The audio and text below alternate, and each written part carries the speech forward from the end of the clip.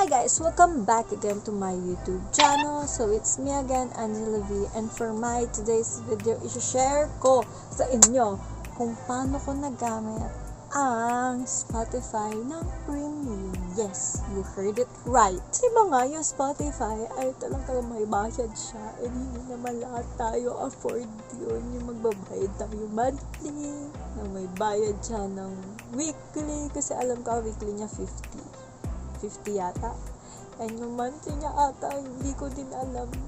With Spotify Premium, may pag-ganun silang mga ads, diba? Hindi natin afford yun. Pero kung afford ba yan, bayaran mo na, girl. So, meron akong nakita kasi, actually, na-curious lang ako kung bakit ganun. 2 to 3 ata, or 2 to 5 songs, may ads na naman. Tapos yung ads niya, hindi siya isang ads lang. Mahaba talaga siya. So, ayun, laging may with Spotify Premium. Tapos may mga pang ibang ads, like mga ads ng commercial talaga, ganun. So, ayun. So, naghanap ako. So, ayun, nakakita naman ako, guys. Pero, isa lang yung ayoko nga sayangan yung mga oras nyo. So, ngayon pa lang sasabihin ko na so, yung pagka-premium niya po ay only skips lang siya. So, hindi na siya kailangan naka-shuffle or pwede nyo na siyang i-click kahit saan. Kahit anong i-click nyo, carry bells na. Maganda na yung tunog niya. Ganun. Kunyari, may nagustuhan ka sa isang album. So, yun. Tapos, pwede mo yung skip, want to sawa ka na nung walang ads and yun. Yun nga lang guys, meron siyang downside which is hindi ka makakapag-download offline. And so, kailangan online ka lang makikinig. Yun lang yung kaya nung nahanap kong app. So, same lang yung app niya. Spotify pa rin siya. Pero, APK mod na siya. MOD. APK. MOD. Gano'n na siya, girl. So, ayun. Dahil nga yun, sayangan yung oras niyo kung naghahanap kayo ng mga downloads. Pero kung naghahanap kayo ng only skips, gano'n, no ads, gano'n. Ito na yung tamang video para sa'yo. So, yan. So, mag-start na tayo sa video kasi alam ko namang ayaw nyo na masyado akong dumadaldal kasi ang pinunta nyo lang naman dito ay ang paggawa paano magkaroon ng premium na account. Semi-premium na lang itatawag ko dito kasi hindi naman siya totally 100% premium. Kailangan mo pa rin magbayad sa Spotify kung gusto mo ng offline. So, yan. So, para nga ma-download natin yun, ay kinakailangan natin ng AC Market. And kung naghahanap kayo ng tutorial kung paano magamit yung AC Market, itong video na to ang may sasuggest ko dahil dun ko tinuro yung step-by-step na pag-download ng AC Market. So, i-open mo lang yung AC Market na din-download mo and then, i-search mo doon yung Spotify. Then, ito yung lalabas. Tapos, piliin natin yung pangalawa, yung halos kaparehas ng logo. Kasi ito yung makikita natin. Nakalagay naman mod o MOD, mega mode, mga ganyan. Tapos nakalagay na din yung description niya. Yan, kung gusto nyo basahin, go lang. Pero yan yung ita-download natin. So kung okay ka na at nabasa mo na yung kung ano man gusto mong basahin, i-click mo na yung download sa upper right corner. Tapos dahil sa case ko, na-download ko na to, i-click ko na lang ulit yung install. Tapos antayin na lang natin mag-install yung app. Tapos click natin yung install, parang ano lang naman yan, ina-allow mo. So, antayin mo lang yung installing. Na mag-install, lalabas dun yung open or done. I-click ka na lang. Pero sa case natin, yung open natin siya para magamit na agad natin. So, kung gusto mong i-open yung dati mong account or i-log in yung dati mong account, pwede mo pa rin gawin yun and pwede ka rin gumawa ng bagong account kung gugustuhin mo. So, sa akin, nilalogin ko yung dati kong account.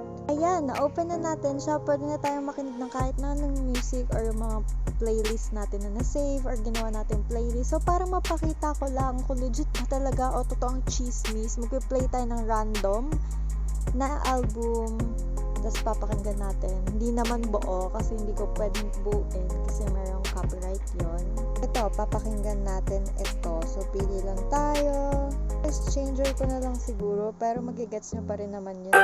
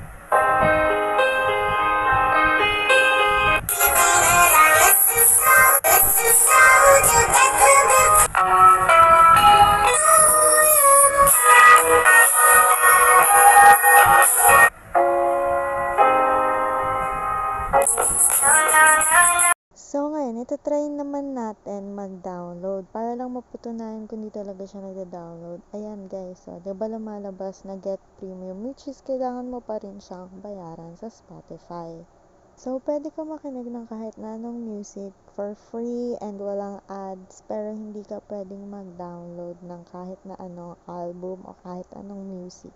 So, ayan guys, nagawa na natin semi-premium yung Spotify mo. So, pwede nyo pa rin gamitin yung old account nyo. Like, kung meron na kayong account dun sa Spotify, na kanyari yung original account nyo dun sa Spotify, pwede nyo na yung gamitin and ilagay nyo lang dun sa mismong app na yon, or input nyo lang yung name and yung password nyo, or yung username nyo, or yung email nyo and yung password. So, goods na yon. Then, yon, makakuha nyo na yung no skips, unskips o ads, only skips, makukuha nyo na yon, hindi nyo na makukuha yung downloads, ganun, kasi lalabas lang siya na kailangan mo nga kumuha ng premium na Spotify, which is babayaran mo pa talaga. So, ayun lang naman guys. So, sana mag-enjoy kayo sa pakikinig ng iba't ibang music. Kung nagustuhan mo tong video na to and currently nagagamit mo yung mga mother APK na Spotify, so wag mong kakalimutan mag-like and mag-subscribe ka dyan sa baba para maging updated ka sa mga i-upload kong video na mga tutorials, ka-ek-ekaan, kabaliwan ka, kung ano-ano pa man. Yan. Mag-like and subscribe ka na dyan sa baba. And pwede mo na rin itong i-share kung gusto mo. I-share mo sa iba. So, wag mo rin kakalimutan na i-like na din yung aking page. Na nandiyan yung link sa baba. So, ayun naman guys. See you on my next video. Bye-bye! Makinig ka na ng music. Tinatawag ka na ng music.